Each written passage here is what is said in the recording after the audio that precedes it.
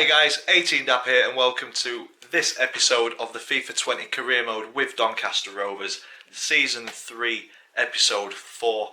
In the last episode we did okay, it wasn't a bad episode. 1-0 win against Peterborough, 2-0 win against Derby, 1-1 draw against Borough, knocked out in the Carabao Cup to Leicester 1-0 at the death, and then a 2-2 draw against Sheffield Wednesday. If you want to see any of the highlights from that game, go and check the video out. I will link it in the top corner of the screen. But this episode we are planning on getting 6 games in: Swansea away, Hull City at home, Forest away, Fulham at home, Reading away, Norwich at home. And this is going to be a very, very tough episode.